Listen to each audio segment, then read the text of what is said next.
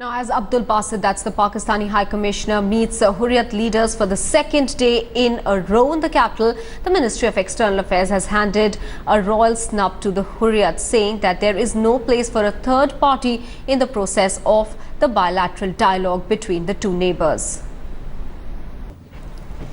Deputy Editor Smita Sharma is now joining us with more details. Smita, was that explanation from the government's end necessary? Because even the allies of the BJP like the Shiv Sena are questioning the move of the Pakistan High Commissioner and asking or urging the government to stop that from happening.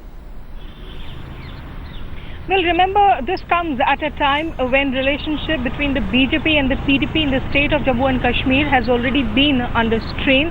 That the fact that there have been two terror attacks in Samba, in Kathua, also the fact, of course, that the Modi government for the longest time always alleged and accused the previous Manmohan Singh government of being too soft on terror and being too soft on its Pakistan policy.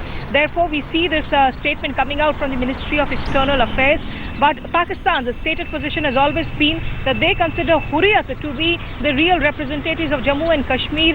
In fact, they say that National Conference and PDP, which we consider obviously as the elected mainstream parties in the state, Pakistan says just like New Delhi does not engage with their so-called elected leaders or officials in the Pakistan-occupied Kashmir, which Islamabad calls as Azad Kashmir. Similarly, they do not want to engage directly with NC or PDP, rather talk with the Hurriyat. But clearly, Ministry of External Affairs making that point absolutely categorically that the talk between India and Pakistan, the issue is a bilateral one which has to be resolved simply through the bilateral process, and there cannot be a third party intervention or any other third stakeholder being brought to the table, and that whatever resolution they are looking at has to be within the framework of the Indian Constitution and the framework, of course, of the Simla Agreement and the Lahore Declaration. But Smita, through his tweet, it also appears that the Prime Minister is reaching out to Pakistan on its National Day by saying that a dialogue can take place in an atmosphere free of terror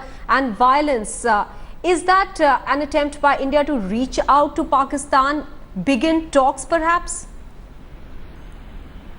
Well, we have seen, of course, these gestures coming in from Narendra Modi in the past too. That big swearing-in ceremony where he called in all the SAARC heads of states, including Pakistan, of course. And that, in fact, was one occasion where Pakistan, in a way, did not talk to Hurriyat leaders. Nawaz Sharif was in New Delhi, but remember, he had not engaged with the Hurriyat, which otherwise has been a tradition for all past Pakistani leaders coming to Delhi. Also, Narendra Modi, of course, taking that step of calling in heads of states of the SAARC countries that have teams playing in the World Cup cricket, and of course under that broader agenda he also spoke to Nawaz Sharif again. He sent out that letter through his Foreign Secretary S. Jaishankar, which was delivered when Jaishankar was in Islamabad in February this year. So somewhere a lot of experts would say that Narendra Modi, in a way, personally perhaps would want to take forward that agenda of Vajpayee, something which the BJP has always been proud of, that legacy of Vajpayee on Pakistan, of the man who believed in talks, of the man who believed in dialogue, really, showing in that larger statesmanship on an issue as tricky as relations with Pakistan. But at the same time, he has to deal with all his domestic constituents, which remind him very well that you up the ante continuously every time India faced cross-border violence, and now you cannot go soft on all these issues.